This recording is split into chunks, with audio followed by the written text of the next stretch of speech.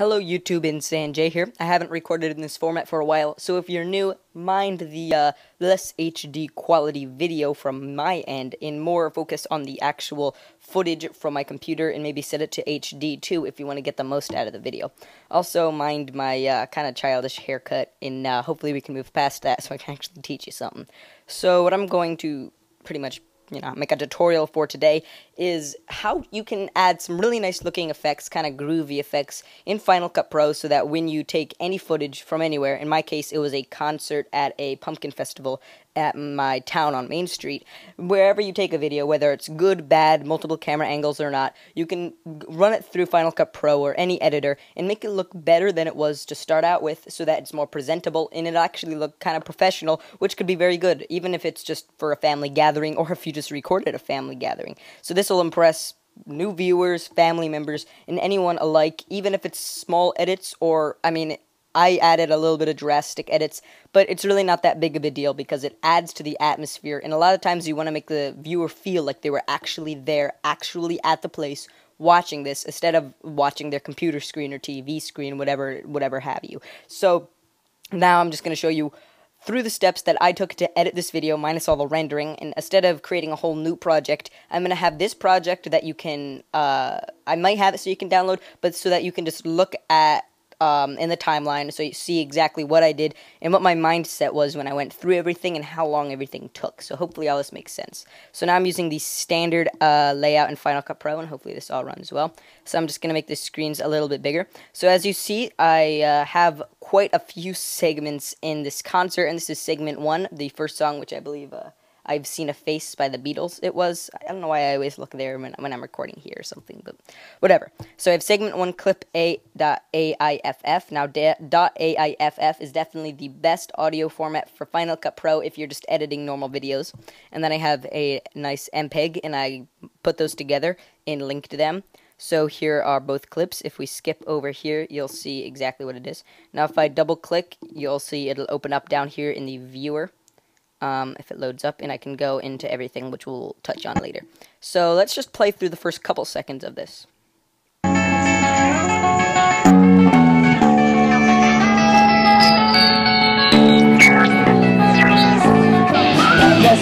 Alright, so what just happened is that I played throughout the first, 5-10 seconds of that video, and you see that it was a lot of drastic editing, but throughout the whole rest of the video, there's just about nothing but a little bit of tweaking here and there. Now, having the beginning of a video different than the rest is always a little choppy, because, especially on YouTube, most people, when they see the first 10 seconds of a video, they decide whether or not they really want to stay and watch the whole thing. So in my case, it was kind of risky, but I just wanted to put that aside and make whatever I wanted to make. So I started out with just Descending Remington. Now I have two text clips right here. So the first one's just the normal white text, and the second one has this luminescence effect. And the luminescence effect, in simple terms, what it will do is that it'll make the video go behind the text and have the background normally 100% opaque, so you can't see anything, but the text won't be, so that it's like the font and the color is that of the video behind it, which is confusing, but if you watch me play, it kind of makes sense. But I made it so you can still see the video in the background if you chose to, just because this isn't supposed to be some big movie premiere or anything.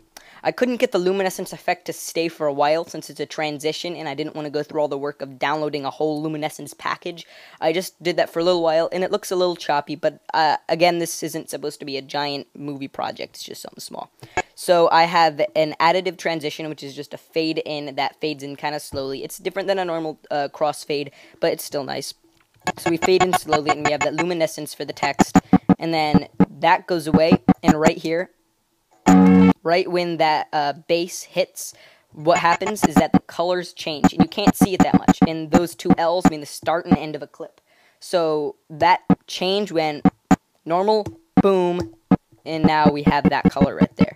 Now, that's a bit different than the rest, because you'll see I go, boom, here's a transition.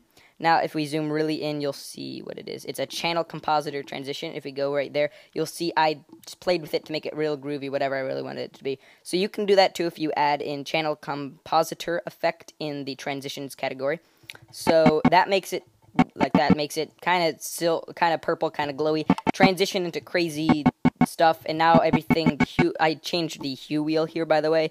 I'm kind of jumping over myself here, trying to cover things in a decent period of time, but the hue wheel's normally like over here, while I'm rotating it every time, and I'm adjusting the whites, mids, and blacks, so that everything seems a lot brighter and less saturated, but still stands out. So that's that filter, and then boom, funky, going into something new, and then let's skip over here, boom, funky. So every time there's a boom, then it, it does that transition. And also you might see I play with the audio a bit. That I'm not really that experienced with audio, but I figured I'd play around with it a bit. As you see, I have quite a lot of effects here that I'll get to, but I just pretty much did keyframes and messed around with that. I'm not really going to cover audio. You can go check out someone else's for that, but video is really my thing right now. So now we have that going on, and let's go back into our filters. What was it? Color corrector. So I keep changing the hue wheel up, and now right here the brightness gets really high, and then we have just just a simple transition there, and then here is the prolonged amount. So this is what's going to be in the clip for a while. So this is what the main portion of the clip is. So if we go in here, let's check out the filters and what I exactly did. Now I didn't crop this, that it just is widescreen because that's the format it was taken in. I don't think I have my HD camera with me right now, but the camera takes in a certain format, so I go into sequence settings to make the actual video canvas match. So whether or not you want it widescreen is really whatever you want to do. I believe there's an option in filters to make it widescreen if you want, but that's not what I did here, if you're wondering. So let's go into filters. Now, I didn't have all these filters in the beginning, but I have them now for the prolonged amount. So in the color corrector, I didn't really play with the hue wheel, but as I said before, I played with the whites, mids, and blacks to make it look just a lot more vivid. I went into glow, and glow is this really neat effect that makes light radiate off of surfaces. So I played with that, and a lot of times when I add a filter, I just play around with it to see what I can do with it, and then I start actually going down and adjusting it point by point until I get it just exactly what I want. So the process of that is not very precise, so I'm not going to get too much into that. I'm not really delving that much unless you guys really want it in the comments. So brightness, I upped the brightness a bit and put the mix in high so that it looks a lot brighter. I think, in my opinion, it's always better if it's brighter than darker, because if it's dark, people are going to be squinting, upping the brightness on their computer. They want to see more, but more data isn't there. So upping the brightness, even though sometimes it can be overkill, a lot of times I like upping it just a little bit, like with the glow, just so that it gives the illusion that you can see more of it, and you're not squinting or straining in order to see what you want to see. Widescreen here, I could have added that. I mentioned that just a second ago. As you see, if you play around with it, you can get some cool things. But I don't really like widescreen as an effect. So there we go, undo it all. So that's that. Add noise. Now this is a nice secret that I learned from some video games that added it, that you can actually check out the options in those games. But this adds a film grain. So if I set it all the way up, then you'll start seeing some of the film grain. But if you just have it at a low amount, then it actually adds a lot of deepness to the video. It makes it seem a lot more characteristic, like it's more atmospheric, like you're actually there watching the video. And I like that effect a lot. I think it's actually a really fun little effect that you can add that doesn't add too much, but it's nice.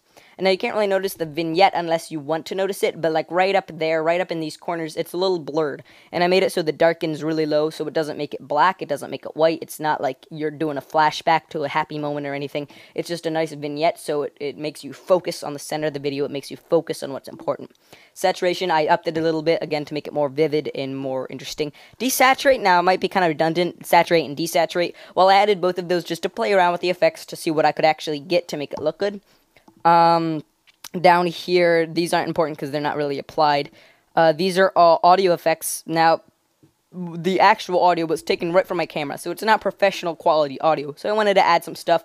This isn't that important. As I said before, I'm not into audio that much. But if you go into effects and audio filters and go into either of these, you can play around with the audio to make it, some of the audio just to make it sound however you really want it to sound. So here are all these nice little effects and drop downs. You can add whatever you want or remove it. Now, I didn't really talk about how you get these. Well, all of these effects are in filters and in different categories. So if I want to get to glow, you can actually just go to the glow drop down. That's pretty obvious. Now, add noise, you have to go into stylize and find stuff. Stylize is really cool, but over applying stylize is very noticeable. So you don't really want to delve into that too much unless you really want to change what your video looks like at its core. Now, if you were wondering where I got that hue wheel, that's very important. Just go into, what is it? Nah, is it in here? It's in color correction. Just go to color corrector, not color corrector 3-way, because that's kind of unnecessary. Just go to color corrector, and you can change the hue wheel and things through that. Let's see, vignette and whatnot. Let's see, that might be in stylized too. Is that? Yep, that's in stylized too. So that's pretty much all you need to know about that. Image control is also good because you can up the brightness and whatnot. And Bezier, that's like upping the brightness on your computer, but actually upping the brightness is changing a lot of the code of the video itself, which is better. Now, right before I leave, this video is pretty long. This video is pretty long, but this video, a lot of work goes into making a video, keep that in mind. So let's zoom in real fast, and let's see what I did here to make this text actually kind of jump around. Look. So what happened there is that the text kind of seemed alive, and it seemed attached to the singer's head, but not being forced there. Now that sounds really weird. Why didn't I just add text to make it look like that the whole time? Well, that's kind of boring, and that's just kind of text adding there. It's obvious. And instead of making it just to go with every little motion, I made it move to every other motion in most cases. So it adds a lot of value to what you're trying to do, and it adds a lot of I don't know. It adds a lot of surrealness. I don't know what I'm going with this, but let me just show you how I did it. So I just added a regular text right here, and I typed in Connor Storms, played with the fonts, and then what really mattered was keyframing. Now, keyframing is a beautiful art that involves hours of time, or minutes, depending on how your clip length is. But what you're doing is you take a look at this, and you're like, okay, so Connor Storms, that text right there, that's sitting there, and I want it there right now. So you hit keyframe, and that saves exactly the location and orientation of that thing right there. It makes it, boom, it's locked into place. Nothing can make that move from that segment. So you have that locked into place, and you go like skip 1, 2 frames, and you go, okay, now let's see, I want to move it up a bit and add another keyframe. So that's going to make it so that at that place that was locked all the way before, it needs to go from point A to point B, and instead of going, Final Cut Pro does this cool thing that makes it actually move gradually. So if there's like 500 frames in between, it's going to go until it gets there. But in this case, it's only a couple milliseconds, so it's actually just going to go nice, and it's not going to really be a noticeable move, but it's still going to act as if it's acting on its own.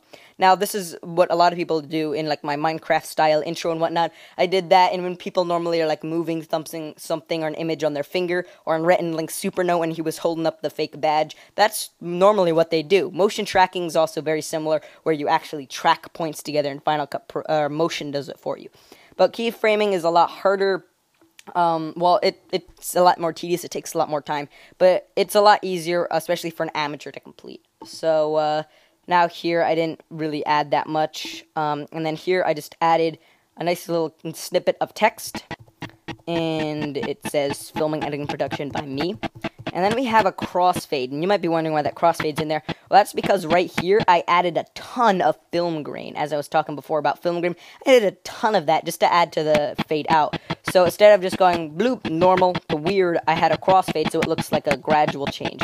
And right as that song finishes up, I do a dither dissolve, or dither fade, which is like dissolve, but not that good of a fade. So if you're doing a normal video, you don't really want to dither dissolve, but as you see, it's like if you're turning a channel slowly, and the channel that you're turning to is that one that has all that snow on it.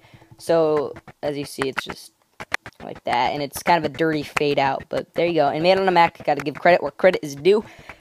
Whew! So this was a long video, as most of mine have been recently, but I hope it covered a lot of stuff, and it actually kind of, you know, added a little bit of feasibility to my video a little while ago.